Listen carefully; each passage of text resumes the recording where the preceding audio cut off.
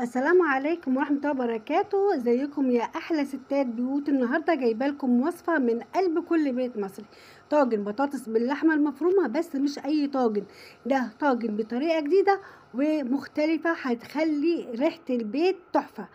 لو بتحبي الاكل البيتي اللي من غير تكاليف يفتح النفس، يبقى ركزي معايا خطوه بخطوه، ويلا بينا نبدا ونشوف سر الطعم الحكايه. نبدا ان شاء الله على بركه الله. بسم الله الرحمن الرحيم. اللهم صل وسلم وبارك على سيدنا محمد وعلى اله وصحبه اجمعين. لو هيعجبك الفيديو ان شاء الله يعجبك، اعملي لي لايك وشير واشتركي في القناه وفعلي زر يوصلك مني كل جديد. نبدا ان شاء الله. اول حاجه هنجيب حبه زيت ونحط عليهم مكعب زبده كده اهوت يدوب مع بعض عشان الزبده ما تتحرقش. هنسيحهم كده شويه، وهنزل عليهم بصله تكوني مقطعاها عشان هنعمل العصاج بتاع اللحمه المفرومه الاول. شويه كده اهوت بس، يعني سنه بس، وبعدين هنحط اللحمه على طول، مش هنستنى البصله تغير لون ولا حاجه. تقلبتين كده اهوت، وبعدين هننزل باللحمه المفرومه شويه كده اهوت بس تاخد لون من تحت قبل ما اقلبها عشان ما تنزلش ميتها. كده بنقلب شويه عشان نبدا نحط البهارات بتاعتنا. بهاراتنا هتكون ايه؟ ان شاء الله هتكون حاجات بسيطه جدا وموجوده، والبهارات بتاعتنا العاديه خالص. اول حاجه هنحطها، هنحط معلقه من الثوم البودر وبهارات لحمه. الثوم البودر ده وبهارات اللحمه عاملينها مع بعض في القناه، ممكن ترجعي لهم. هنحط بابريكا، كمان هنحط ملح وفلفل. انا حطاهم على بعض في برطمان واحد فبحطهم مره واحده، بسهل على نفسي يعني.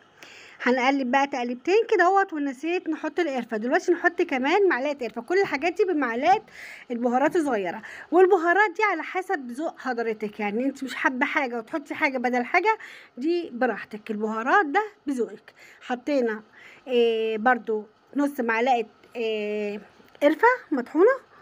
هنقلب بقى كويس، وبعدين هنحط فلفل رومي بارد. عايزاه حامي حطي حامي براحتك برضو.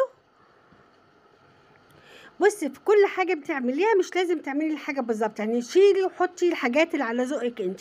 مش حابه الفلفل ما تحطوش خالص، حابه تحطي فلفل الوان حطي، يعني كل حاجه بذوقك، ما تتقيديش بحاجه معينه. شوفي اللي انت تحبيه وحطي. هنحط بقى هنا دي طماطمتين عملتهم في الهاند بلندر وحطيتهم على الصلصه. مش عايزه تعملي كده، عندك صلصه معلبه حطي معلقتين، وهتحطي حبه ميه عشان نسوق اللحمه. طبعا انا اللي بيعرفني او اللي يشوفني يعرف ان انا ما بحبش الصلصه المعلبه، وبستخدم على طول الطماطم. فانا ضربت طماطمتين كده بالهاند بلندر بحبه ميه صغيرين خالص، ونزلتهم على اللحمه، وهسيبها لغايه لما تتشرب وتتسبك، وهوريها لكم دلوقتي. كده اهو تمام جدا.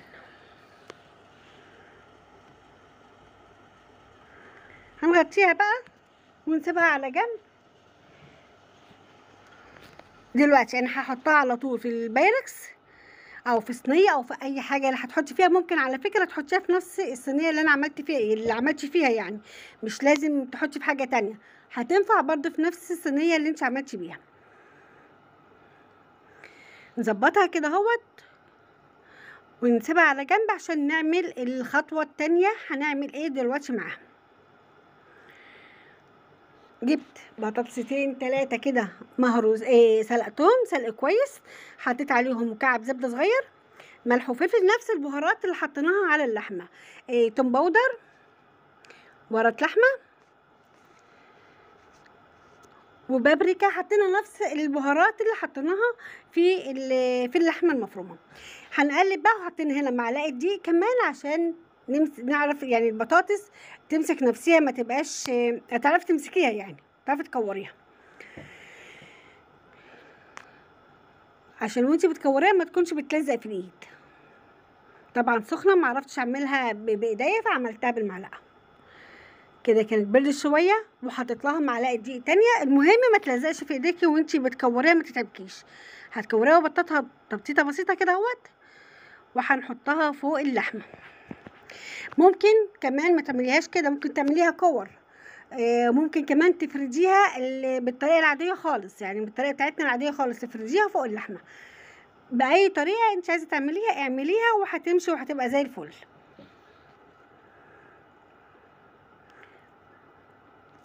نعمل كده البطاطس، نحطهم فوق اللحمه المفرومه، نغطي الصينيه كلها بالبطاطس، او على حسب الكميه اللي عندك.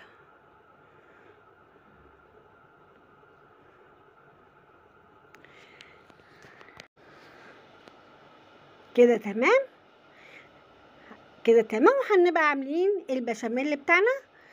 البشاميل ده انا بعمله، مش بعمله بالطريقه التقليديه، ده عباره عن لبن، وهنجيب معلقه من الدقيق، هنقلبها في ميه وهنحطها، او في حبه لبن، ونحطها فوق اللبن اللي على النار، ومع التقليب، وبعد كده مكعب زبده، وخلاص على كده، وملح وفلفل، وخلاص على كده. ما بعملش بالطريقه التقليديه التانية، بتاخد سمنه كتير جدا، فتقليل يعني في الإدام شويه.